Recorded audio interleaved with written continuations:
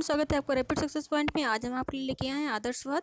तो आदर्शवाद क्या है, इसके संबंध में इस वीडियो में जानकारी आपको मिलेगी। इसके सिद्धांत क्या हैं, इसकी मीमांसा क्या है, ये सारी जानकारी इस वीडियो में दी गई है।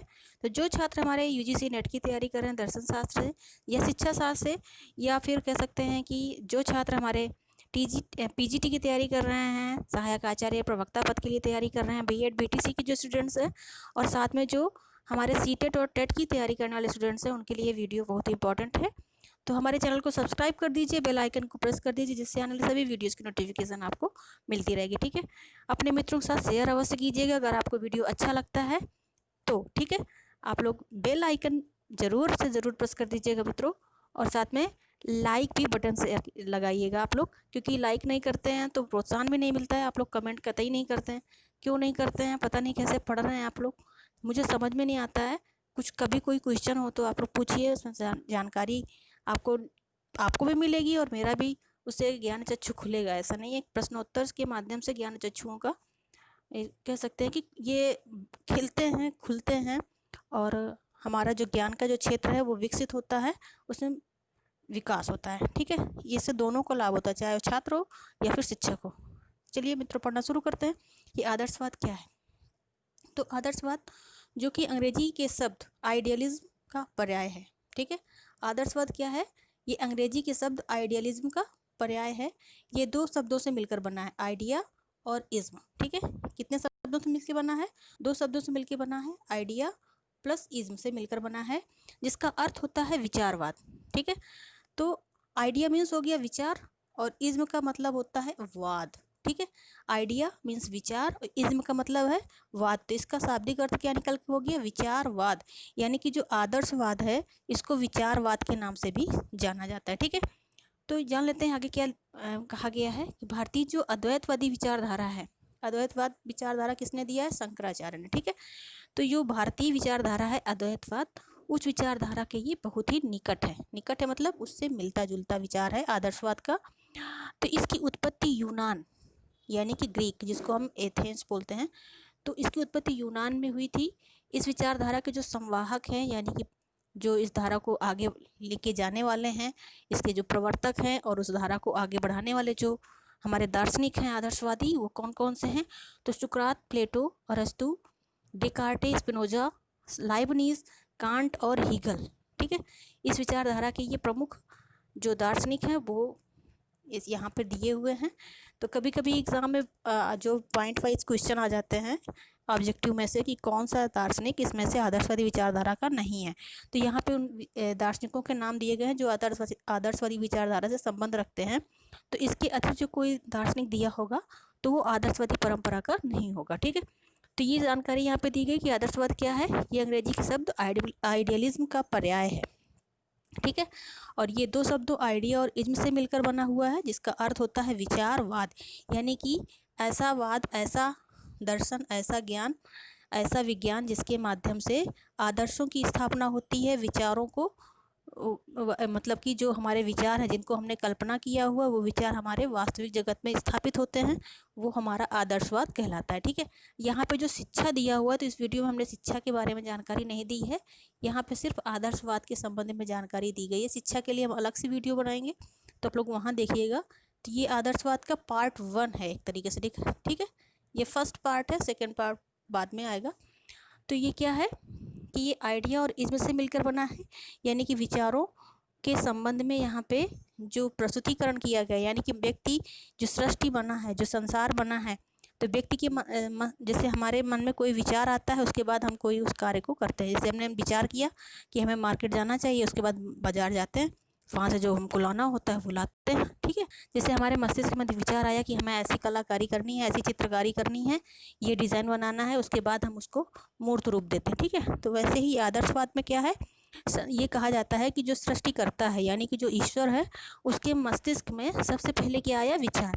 उस विचार को यथार्थ रूप में उसने बाद में परिणित किया। विचार महत्वपूर्ण है, यानी कि जैसा विचार होता है वैसा ही उसका वास्तविक स्वरूप निकल के बाद में आता है। ठीक है। तो ये कह सकते हैं कि जो संसार है वो ईश्वर के विचारों का, जो ईश्वर की जो कल्पना है उसका मूर्त रूप है। ठीक है। तो सृष्टिकर्ता के विचारों का मूर्त स्वरूप क्या है? जगत है। ठीक। तो यहाँ पे यही बताया गया है। और इसके संवाहक कौन है? हमारे यूनानी दार्शनिक हैं सुकरात, प्लेटो, अरस्तु, डेकार्टे, स्पिनोजा, लाइबनीज, कांट और हीगल। ठीक है। तो ये सारे इसके समर्थक हैं। आइए देखते हैं आदर्शवाद की जो मीमांसा है वो क्या कहती है। ठीक है। तो आदर्शवाद की जो मीमांसा है, तत्व मीमांसा। ठीक है। 3 मीमांसाएं होती हैं, तत्व मीमांसा, ज्ञान मीमांसा और मूल मीमांसा। ठीक है। तो जो तत्व मीमांसा है ये तत्वों के बारे में जानकारी देती है, यानी कि सृष्टि का निर्माण कैसे हुआ है, किसके माध्यम से हुआ है, किन तत्वों से हुआ है। तत्व के मीमांसा के अंतर्गत हम ये सारी चीज़ें जानते हैं। ठीक है। ज्ञान मीमांसा के अंतर्गत हम ये जानते हैं कि जो पदार्थ हैं, जो वस्तुएं हैं जिनसे सृष्टि का निर्माण हुआ है, उनका ज्ञान कैसे प्राप्त किया जाए, उन पदार्थों का ज्ञान कैसे हो। ठीक है। या इस सृष्टि के निर्माण में कौन से तत्व महत्वपूर्ण भूमिका निभाते हैं, किसकी भूमिका महत्वपूर्ण थी, इन सारे संबंधों के बारे में जो हम जानकारी जुटाते हैं वो ज्ञान मीमांसा के अंतर्गत आती है। ठीक है। यानी कि सृष्टि का निर्माण कैसे हुआ है इसके संबंध में जानकारी हमें तत्व मीमांसा से मिलेगी। और साथ में ये हमें ये भी बताता है कि सृष्टि के निर्माण का उद्देश्य क्या था, यानी कि जिसने भी संपूर्ण ब्रह्मांड को बनाया है, इस पृथ्वी को बनाया है, जीवों को बनाया है, तो उसके इस निर्माण के पीछे क्या उद्देश्य था। ठीक है। इस दर्शन में हम ये जानते हैं, दर्शन में जो भी मीमांसा, जो भी जितने भी दर्शन हम लोग पढ़ेंगे उन सभी में तीनों मीमांसाएं हमको अध्ययन करनी पड़ती हैं, तत्व मीमांसा भी, ज्ञान मीमांसा भी और मूल्य मीमांसा भी। ठीक है।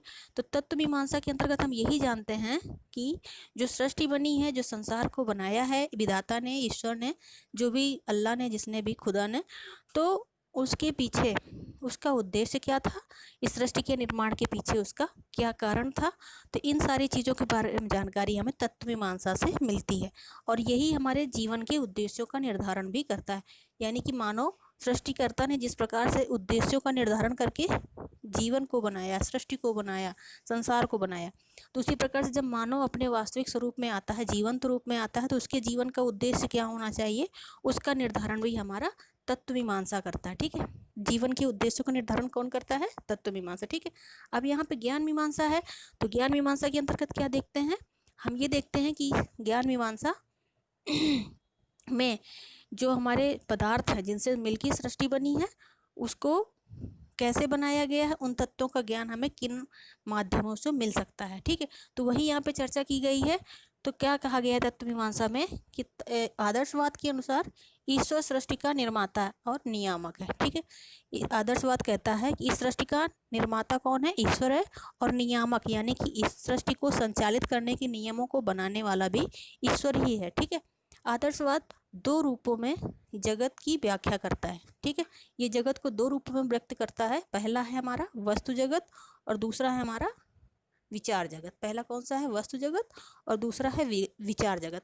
वस्तु जगत कौन सा है? वो जगत जो हमें अपनी इंद्रियों के माध्यम से दिखाई देता है। ठीक है। जो इंद्रियों के माध्यम से हम देख सकते हैं, महसूस कर सकते हैं, वो सारा जगत, वो सारा संसार वस्तु जगत है। और विचार जगत को हम इंद्रियों के माध्यम से देख नहीं सकते। ठीक है। ये अनुभव की वस्तु है। ठीक है। अनुभव की वस्तु कैसे होती है? जिसे मतलब कि जिसको सिर्फ कल्पना के माध्यम से जाना जा सकता है, जिसके लिए चिंतन की आवश्यकता होती है। तो 2 प्रकार की, अब विचारों के लिए चिंतन की आवश्यकता होती है, लेकिन कोई वस्तु हमारे सम्मुख अगर रखी है तो उसको छूने के लिए, उठाने के लिए, उसके गर्मी सर्दी को महसूस करने के लिए, उसकी मिठास को अनुभव करने के लिए विचार नहीं करना पड़ेगा। उसको हम अपनी इंद्रियों के माध्यम से जान जाएंगे कि ठंडा है कि गर्म है, मीठा है कि कड़वा है, सफ़ेद है कि रंगीन है, मतलब कुछ भी है वो चीज़ें हम इंद्रियों के माध्यम से, त्वचा के माध्यम से, इनके माध्यम से हम लोग जान सकते हैं, आँखों के माध्यम से। ठीक है। लेकिन जब हम कल्पना करते हैं किसी वस्तु का तो उसे हम स्पर्श नहीं कर सकते, जो कल्पना में हमारे विचार आए। जैसे हमने अभी सोचा कि ताजमहल, ठीक, तो हम ताजमहल का विचार हमारे मस्तिष्क में आया, लेकिन हम वर्तमान में, इस समय जब हम आपको पढ़ा रहे हैं, हम ताजमहल को स्पर्श नहीं कर रहे हैं, ना उसकी खूबसूरती को हम छू पा रहे हैं, ना इंद्रियों के माध्यम से देख पा रहे हैं। ठीक है। उसको हम सिर्फ अपने विचारों के माध्यम से, अपनी कल्पना के माध्यम से देख पा रहे हैं कैसा सुंदर दृश्य होगा वहाँ का। ठीक है। तो ये हो गया विचार जगत। ठीक। अब ज्ञान मीमांसा में देख लेते हैं क्या है। तो ज्ञान मीमांसा में क्या बताया गया है? आदर्शवाद के अनुसार तर्क आधारित विचार सत्य और चिरस्थायी होते हैं। ठीक है, जो हमारे विचार तर्क पर आधारित होते हैं, यानी कि ऐसा कोई भी विचार जिस पे हमने तर्क किया है, चिंतन किया है, उसके पश्चात उस पर अगर हम कोई क्रिया करते हैं तो वो हमारी क्रिया स्थायी हो जाएगी, चिरस्थायी हो जाएगी, वो विचार भी स्थायी हो जाएगा। ठीक है, लेकिन यदि इंद्रिय जन्य ज्ञान हमारा है, ठीक है, कोई चीज़ हमने इंद्रियों के माध्यम से देखी है तो वो असत्य भी हो सकती है और अस्थायी भी हो सकती है। ठीक है, क्योंकि इंद्रियां वास्तविक ज्ञान नहीं कराती हैं। अब कोई भी परिस्थितियां हैं जो दिखाई देती हैं, कभी कभी उससे परे कोई स्थिति वहाँ पे होती है। हम लोग देखते हैं कि फला व्यक्ति ने ये कार्य किया, लेकिन उस कार्य के पीछे कौन सा कारण था वो हमें ज्ञात नहीं होता है। ठीक है, या फिर किसी चीज़ के बारे में हमने सुना कि ऐसी घटना घटित हो गई है, तो हमने सुना, लेकिन उस घटना के पीछे क्या कारण था उसका ज्ञान हमें नहीं है। यानी कि एक पक्ष हमें दिखाई दे रहा है, दूसरा पक्ष हमें दिखाई नहीं दे रहा। ठीक है, तो इंद्रियों के द्वारा जो ज्ञान प्राप्त होता है वो अस्थायी भी हो सकता है और असत्य भी हो सकता है, लेकिन जो तर्क के माध्यम से हमें ज्ञान मिलता है वो कैसा होता है, स्थायी होता है और कैसा होता है, सत्य होता है। ये आदर्शवाद के अनुसार कहा गया है। ठीक, चलिए देख लेते हैं इसकी मूल्य मीमांसा क्या कहती है। तो मूल्य मीमांसा में कहा गया है, आदर्शवाद शाश्वत सनातन मूल्यों में विश्वास करता है। आदर्शवाद किस में विश्वास करता है, शाश्वत मूल्य, ऐसे मूल्य जो अनादिकाल से चले आ रहे हैं, जिन उन्हीं मूल्यों पर ये विश्वास करता है। ऐसे मूल्य जो कभी नष्ट नहीं हो सकते, मानवता के शुरुआत से लेके अभी तक वो उसी प्रकार से बने हुए हैं। तो ऐसे मूल्यों के संबंध में आदर्शवाद हमारा क्या करता है, इसका पक्ष लेता है। और वो मूल्य कौन से हैं आदर्शवाद के, सत्यम शिवम और सुंदरम। ठीक है, सत्यम शिवम सुंदरम ही सर्वोपरि मूल्य हैं और इन्हीं को स्थापित करने के लिए प्रतिबद्ध है। ठीक है, तो सत्यम शिवम सुंदरम के अंतर्गत क्या है, जो ज्ञान है उसके बारे में कहा गया ज्ञान ही सत्य है। और शिव कौन सा है, जो ज्ञान के प्राप्त करने के जो साधन हैं।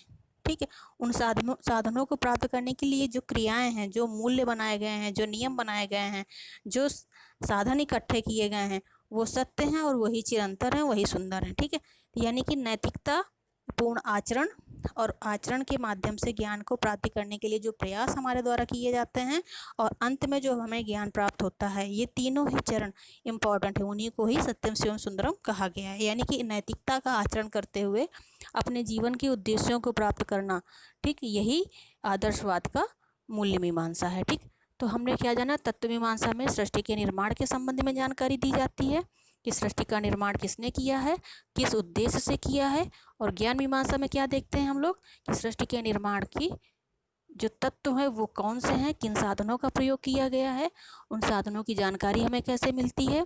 और तीसरा जो हमारा मूल्य मीमांसा है, इसमें हम क्या देखते हैं कि मानव जीवन में जो हमारे आचरण से संबंधित जो भी चीज़ें हैं, हमारे जो व्यवहार से संबंधित जो भी चीज़ें हैं, नैतिकता से संबंधित जो चीज़ें हैं, उनका निर्धारण हमारा मूल्य मीमांसा करता है। किन आचरण को करके, किन चरित्र को धारण करके, कैसा व्यवहार करके, किन क्रियाओं को करके हम अपने उस विचारधारा को प्राप्त कर सकते हैं और किस उस विचारधारा के आधार पर कैसे जीवन को व्यतीत कर सकते हैं। ठीक है, तो ये इस प्रकार से हमारा तत्व मीमांसा, ज्ञान मीमांसा और मूल्य मीमांसा हो गया। अब देख लेते हैं आदर्शवाद के सिद्धांत कौन से हैं, किन सिद्धांतों पर ये कार्य करता है। तो पहला जो सिद्धांत है आदर्शवाद का वो है ईश्वर के अस्तित्व में विश्वास।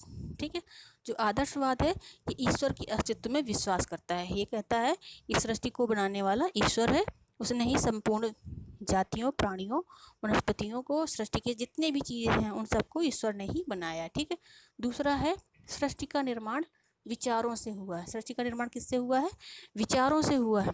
ठीक है, जैसा कि इसको क्या आदर्शवाद को क्या कहा जाता है, विचारवाद। ठीक है, तो सृष्टि का निर्माण किसके माध्यम से हुआ है, विचारों के माध्यम से हुआ है। और सृष्टि का निर्माण किससे हुआ है, विचारों से हुआ है, ये आदर्शवाद कहता है। ठीक है, तो आदर्शवाद के अनुसार सृष्टि का निर्माण विचारों से हुआ है, इसलिए ये यहाँ पे केस के बारे में, ईश्वर के विचारों के बारे में जानकारी देता है कि ईश्वर ने सृष्टि के निर्माण के पूर्व इस सृष्टि की कल्पना की, उसका विचार पहले आया, उसके पश्चात सृष्टि का निर्माण किया। ठीक है, फिर तीसरा है आत्मा परमात्मा का एक अंश है। यानी कि यहाँ पे एकीकरण की बात की, यानी आत्मा और परमात्मा दोनों अलग अलग तत्व नहीं है, दोनों एक ही हैं। जैसा कि हमारे हिंदू धर्म, जो हमारे वैदिक धर्म है, उसमें से क्या बताया गया, अद्वैतवाद की धारणा, अद्वैतवाद दर्शन एक है, शंकराचार्य के द्वारा दिया गया। उसमें भी यही कहा गया है कि एको ब्रह्म द्वितीयम नास्ति, ब्रह्म एक ही है, दूसरा नहीं है। और जो हमारा आत्मा है वो आत्मा परमात्मा का ही अंश है, ठीक है। अहम ब्रह्मास्मि, ठीक है, ये कहा गया है। तो ये यहाँ पे आत्मा और परमात्मा एक अंश है। ये अद्वैतवाद की बात ये भी ये स्वीकार करता है कि आत्मा और परमात्मा दो नहीं है, एक ही है। मनुष्य संसार का सर्वश्रेष्ठ प्राणी है, ठीक। तो ये कहा गया, क्या कहा गया है कि जो मनुष्य है, संसार में जितने भी प्राणी हैं उनमें सबसे सर्वश्रेष्ठ है। क्यों? क्योंकि इसमें से इसके अंदर मनस की शक्ति है। मनस मतलब विचार की शक्ति है, मस्तिष्क की शक्ति है, सोचने समझने की, तर्क करने की क्षमता है। बाकी प्राणियों में ये क्षमता नहीं होती। तो इसलिए मनुष्य क्या है, संसार का सर्वश्रेष्ठ प्राणी है। 4-5 इंद्रियां सभी मनुष्यों में होंगी, जैसे कि 2 इंद्रियां, 3 इंद्रियां, 4 इंद्रियां, 5 इंद्रियां। इस प्रकार से इंद्रियों के माध्यम से भी कई प्रकार के जीवों का निर्धारण किया गया। जैसा कि हम लोग विज्ञान में पढ़ते हैं कि कहाँ से, एक कोश की जीव से बहुकोश की जो हमारे जीवों का निर्माण हुआ है। इसी प्रकार से इंद्रियों का भी यहाँ पे बताया गया है दर्शन में कि कुछ जीव ऐसे होते हैं जिनकी 1 इंद्रिय, 2 इंद्रिय सक्रिय होती है। कुछ जीव ऐसे होते हैं जिनकी 4 और 5 इंद्रियां सक्रिय होती हैं। लेकिन जो मनुष्य है उसकी 6 इंद्रिय पाई जाती है। छठवीं इंद्रिय कौन सी है? मनस की, यानी कि मस्तिष्क की, विचार करने की क्षमता। तो ये मानव में ही पाई जाती है। तो ये इसको क्या कहा जाता है, इसीलिए कि इसे संसार का सर्वश्रेष्ठ प्राणी माना जाता है। मानव जीवन का उद्देश्य क्या है? आत्मानुभूति। आत्मानुभूति मतलब अपनी आत्मा को परमात्मा के, जो बताया गया आत्मा और परमात्मा एक ही है, तो ये यहाँ पे इस तत्व की अनुभूति ही जीवन का उद्देश्य है। यानी कि स्वयं को जान लेना, अपनी आत्मा के जो स्वरूप है उसको जान लेना ही आत्मानुभूति कहलाता है। तो यही इस जीवन का उद्देश्य है आदर्शवाद के अनुसार, ठीक है।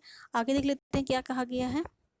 आत्मानुभूति के लिए आध्यात्मिक मूल्यों, जैसे कि आध्यात्मिक मूल्य कौन से हैं? सत्यम शिवम सुंदरम, जिसके बारे में अभी हम लोगों ने मूल्य मीमांसा में चर्चा की थी।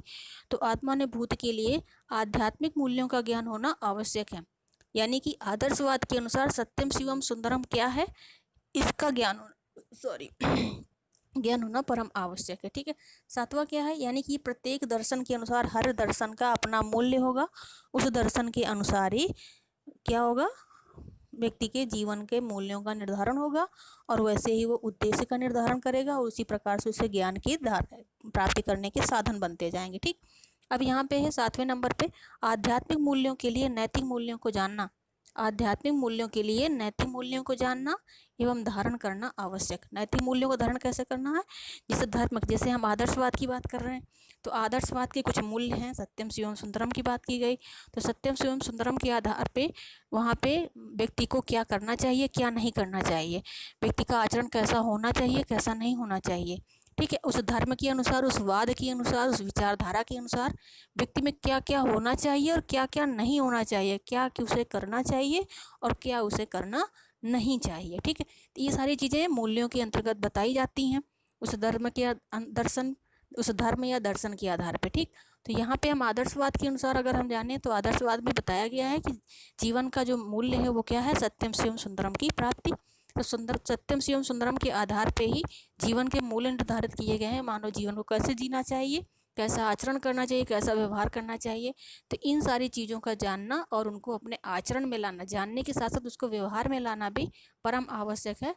तभी आध्यात्मिक मूल्यों को हम प्राप्त कर सकते हैं, ठीक है। तो ये यहाँ पे हो गया आदर्शवाद, और उसके मीमांसा के संबंध में जानकारी आपको दी गई। उसके सिद्धांत क्या है ये भी आपको बताया गया। तो कैसा लगा आपको वीडियो, ये आप लोग कमेंट बॉक्स में ज़रूर बताइएगा। अगर वीडियो अच्छा लगा है तो अपने मित्रों के साथ शेयर कीजिएगा, और बेल आइकन ज़रूर प्रेस कर दीजिएगा, सब्सक्राइब कर दीजिए वीडियो को, और लाइक भी कीजिएगा, ठीक है। चलिए मित्रों, मिलते हैं नेक्स्ट वीडियो में, तब तक के लिए बाय।